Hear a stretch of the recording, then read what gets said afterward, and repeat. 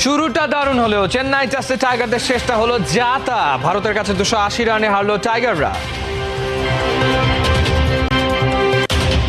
শান্ত ভীষণ হতাশ ব্যাটিং নিয়ে। কানপুরে চেন্নাইয়ের ব্যর্থতা ঢাকবে কি দিয়ে?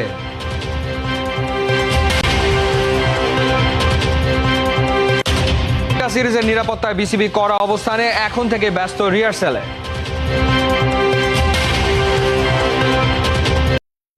চট্টগ্রামের পর মিরপুরের হোম অব ক্রিকেট পরিদর্শন করল দক্ষিণ আফ্রিকান প্রতিনিধি দল। সেনাবাহিনী নিরাপত্তা মহড়ার পর ঘুরে দেখল ইনডোর এবং একাডেমি ফ্যাসিলিটি। আইপিএলের মেগা নিলামে আলোচনায় বাংলাদেশের এক ঝাঁক পেসার নাহিদ, তাসকিন, শরীফুলে মজেছেন ভারতীয় ক্রিকেট বিশ্লেষকরা। টাইগার ব্যাটিংয়ের মান নিয়ে প্রশ্ন। মিরপুরে আজ থেকে শুরু বাংলাদেশ নারী ক্রিকেট দলের টি-20 বিশ্বকাপ প্রস্তুতি ক্যাম্প। সন্ধ্যায় ফ্লাড লাইটের আলোয় নিজেদের ঝালিয়ে নিতে নামবে নিগার সুলতানা জ্যোতির দল। Cricket ICC world test championship ম্যাচের আগে মিরপুর হোম অব ক্রিকেটের নিরাপত্তা এবং সুযোগ সুবিধা পর্যবেক্ষণ করল দক্ষিণ আফ্রিকা প্রতিনিধি দল। সোমবার সকালে শেরেবাংলা জাতীয় ক্রিকেট স্টেডিয়ামে আসেন 4 সদস্যের এই দল। শনিবার রাতে দক্ষিণ আফ্রিকা থেকে ঢাকায় আসে 4 সদস্যের পর্যবেক্ষক দল। এই দলে আছেন দক্ষিণ আফ্রিকার cricket operations manager, security manager, নিরাপত্তা পরামর্শক এবং দক্ষিণ আফ্রিকার ক্রিকেটারদের সংগঠনের প্রতিনিধি। চট্টগ্রাম ঘুরে মিরপুরে তাদের পর্যবেক্ষণ শুরু হয় সোমবার সকাল 10:30টায়। এই সময় হোম অব ক্রিকেটের নিরাপত্তা ব্যবস্থা পর্যবেক্ষণের পাশাপাশি সেনাবাহিনীর মহড়া দেখেন তারা। এছাড়া ইনডোর একাডেমি মাঠ সহ অনুশীলনের সুযোগ সুবিধাও ঘুরে দেখেন সবাই। সব ঠিক থাকলে আইসিসি টেস্ট চ্যাম্পিয়নশিপের 2টি টেস্ট খেলতে আগামী মাসে বাংলাদেশ সফরে আসবে দক্ষিণ আফ্রিকা ক্রিকেট দল। টেস্টে বাংলাদেশের ভরাডুবি। মাত্র 4 দিনেই ভারতের কাছে 280 রানের বিশাল ব্যবধানে ম্যাচ হেরেছে টাইগাররা। চতুর্থ দিন প্রথম সেশনের পুরোটাও পার করতে পারেনি নাজমুল শান্তর দল। 515 রান তারায় বাংলাদেশ অল আউট হয় 234 রানে। সেঞ্চুরি আর 6 উইকেট নিয়ে man of the match Ravichandran Ashwin. বিস্তারিত পার্থবণিকের রিপোর্টে। মাত্র 19 দিনের ব্যবধান। পাকিস্তান থেকে ভারত জায়গা বদল হতেই বাংলাদেশের ভিন্ন ছবি। রাওয়ালপিন্ডিতে সাফল্যের চূড়া দেখা টাইগারদের এ কেমন পরিস্থিতি? 4.5 দিনে শেষ চেন্নাই টেস্ট, যেখানে 2টা সেশন ছাড়া গোটা ম্যাচেই বাংলাদেশের হতশ্রী পারফরমেন্স। তৃতীয় দিনে 4 উইকেট পড়ে যাওয়ায় বাংলাদেশের হার ছিল সময়ের ব্যাপার মাত্র। আর সেটাকে এগিয়ে নিতে শুরু থেকেই শান্তর উপর চড়াও হন সিরাজ। এক একটা ডেলিভারির সাথে শান্তকে দিতে থাকেন এক একটা স্লেজ। বিপরীতে শান্ত থাকলেও সাকিব ফিতা কামড়ে উইকেটে বেশিক্ষণ পড়ে থাকতে পারেননি। দিনের শুরুতেই হাতে 2 দফায় বলের আঘাত পান। এরপর ডাউন দ্য উইকেটে এসে লাইফ। সাকিবের এই অস্বস্তি কিংবা তড়িঘড়ি দুটোর ফলই মেলে দ্রুত। অশ্বিনের বলে শর্ট লেগে ক্যাচ দিয়ে ফেরেন মাত্র 25 রানে।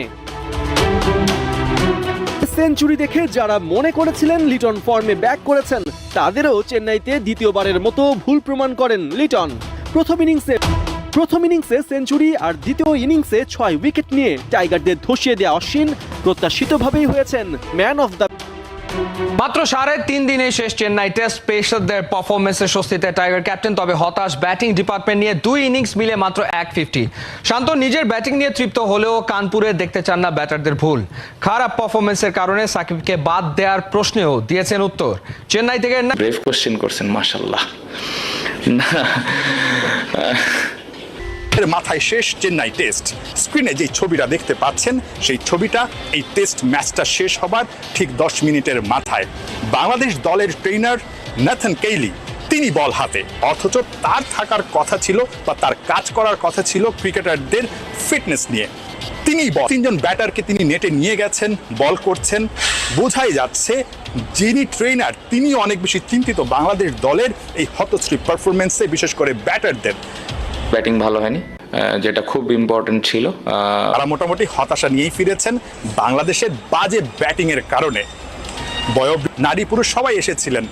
দারুণ একটা অ্যাটমসফিয়ার ছিল আসলে চেন্নাইতে। তারা মোটামুটি লাঞ্চেরও প্রস্তুতি নিচ্ছিলেন। লাঞ্চ বক্স কিনেছেন অনেকে, কিন্তু সেই লাঞ্চ বক্সটা নিয়ে হতাশা নিয়ে তারা বেরিয়ে যেতে হয়েছে ওই ব্যাটাররা। আর ফিটনেসের কোনোটাই ঠিক নেই। তারপরও সাকিব আল হাসানকে বাদ দেয়া নিয়ে মুখ খুলতে চান না বাংলাদেশ অধিনায়ক নাজমুল হোসেন শান্ত। তার কাছে পরিশ্রম আর নিবেদনটাই গুরুত্বপূর্ণ। প্রথম টেস্টে ব্যর্থতার জন্য ব্যাটারদের পারফরমেন্সকে দায় দিচ্ছেন চেন্নাই থেকে আশফাক রুদ্রার রিপোর্ট। সাকিব একটু স্ট্রাগল করছে, এমন একটা প্লেয়ারকে টিমে কন্টিনিউ করাটা একটু ডিফিকাল্ট মনে হয় কিনা অ্যাজ আ ক্যাপ্টেন? ভাই অনেক কিন্তু ব্রেভ কোশ্চেন করছেন, মাশাআল্লাহ। 3 ডিপার্টমেন্টেই সংগ্রাম করছেন Shakib Al Hasan, batting, bowling, fielding. তবু সাকিব ছাড়া কোনো চিন্তা করা যায় না। অধিনায়ক হিসেবে একজন আনফিট ক্রিকেটারকে বয়ে নিয়ে চলা কি সহজ কিছু? রান করছে বা রান করছে না, এটার থেকে ইম্পর্টেন্ট আমার কাছে লাগে যে তার প্রিপারেশন কেমন বা টিমের প্রতি তার চিন্তা ভাবনা কেমন, সে টিমকে ভালো কিছু দেওয়ার জন্য ওই অনুযায়ী প্রিপারেশন নিচ্ছে কিনা। সো এই জিনিসটা দেখে আমি হ্যাপি। রাওয়ালপিন্ডিতে ইতিহাস লেখার পর চেন্নাইয়ে ছন্দপতন। মূলত প্রথম ইনিংসে পিছিয়ে পড়ে টাইগাররা, সেখান থেকে আর ফেরা হয়নি। এসজি বলে খেলার অনভিজ্ঞতাও কি একটা কারণ? আমার মনে হয় প্রত্যেকটা প্লেয়ার অ্যাডজাস্ট করেছে, যতটুকু সম্ভব প্রিপারেশন নিয়েছে, বাট এটা নিয়ে আসলে খুব বেশি যে বলের কারণে আমরা খারাপ খেলেছি জিনিসটা এরকম না। উইকেট বিলিয়ে দিয়ে আসার অভিশাপ থেকে বের হয়ে আসতে পারেনি ব্যাটাররা। চাপের সময় অহেতুক মেরে খেলার মানসিকতা। এ বিষয়ে আরও বাংলাদেশ থেকে সুযোগ পেতে পারেন পেসার নাহিদ রানা। নাহিদ ছাড়াও দল পাওয়ার সুযোগ আছে তাসকিন, মুস্তাফিজ, শরীফুল আর লিটন দাসেরও। টাইগার পেসারদের এই সাম্প্রতিক পারফরমেন্স আর চেন্নাই টেস্টের পর এমনটাই মনে করছেন দেশটির ক্রিকেট বিশ্লেষকরা। যদিও তাদের মতে বাংলাদেশের টি-20-র ব্যাটিং আইপিএল মানের ধারে কাছেও নেই। তাই তো দল পেতে আসন্ন ভারত বাংলাদেশ সিরিজে টাইগার ব্যাটসম্যানদের ব্যতিক্রম কিছু করতে হবে। আব্দুর রাজ্জাকের শুরু, এরপর মাশরাফি, আশরাফুল, তামিম আর সবশেষ লিটন। তবে ব্যতিক্রম সাকিব, মুস্তাফিজ ছাড়া আইপিএলে কারো পারফরমেন্সই বলার মতো নয়। অর্থের ঝনঝনানি বাজে আইপিএলে পাওয়া যায় আন্তর্জাতিক ম্যাচ টেম্পারমেন্টও, কিন্তু টাইগার ক্রিকেটাররা দল পেতে সেখানেও ব্যর্থ। নভেম্বরের শেষ সপ্তাহে হবে আইপিএল 2025-এর নিলাম। হিসেব বলছে এবারের আইপিএলে দল পেতে পারেন সর্বোচ্চ সংখ্যক বাংলাদেশি ক্রিকেটার। চিদম্বরমে 145+ গতি নাহিদকে এনেছে আলোচনায়। বিবেচনায় আছেন তাসকিন, শরীফুল, হাসান মাহমুদও। মুস্তাফিজ হয়তো হবেন এবারও অটো চয়েস।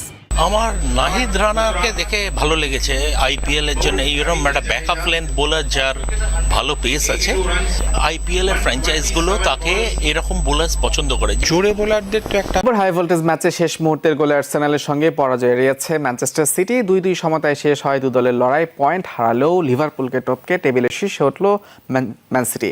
ঘরের মাঠ ইতিহাদে শুরু থেকেই দাপট ছিল সিটিজেনদের। ম্যাচের 9 মিনিটে আর্লিং হল্যান্ডের গোলে লিডও পেয়ে যায় গার্দিওলা শিষ্যরা।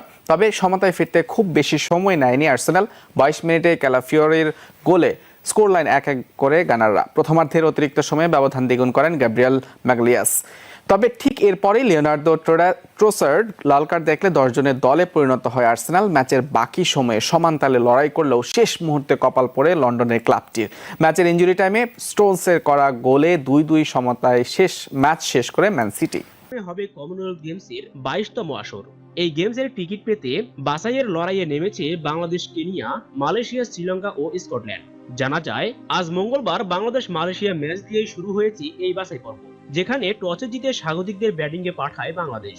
বল হাতে 4 ওভারে মাত্র 4 রান খরচায় 2 উইকেট নিয়ে ম্যাচ সেরা নির্বাচিত হয়েছেন তারকা অলরাউন্ডার রুমান আহমেদ। আগে ব্যাট করতে নেমে শুরু থেকেই বাংলাদেশের বোলারদের তোপে পড়ে মালয়েশিয়ার ব্যাটাররা। শেষ পর্যন্ত অল আউট না হলেও 20 ওভারে 49 রানে থেমে যায় তাদের ইনিংস। দলের পক্ষে সর্বোচ্চ 12 রান করেন অধিনায়ক ইউনফ্রেন্ড দুরাই সিঙ্গাম। এছাড়া 2 অঙ্ক ছুঁতে পেরেছেন কেবল 4 নম্বরে নামা মাস এলিশা। বাংলাদেশের পক্ষে বল হাতে 4 ওভারে মাত্র 7 রানে 2 উইকেট নেন অভিষিক্ত সুরাইয়া আজমিন। রোমানা 4 রানে নেন 2 উইকেট। ঋতুমণি 3 ওভারে 2 মেডেন সহ 5 রানে নেন 1টি উইকেট। এছাড়া সালমা খাতুন ও নাহিদা আক্তারের শিকার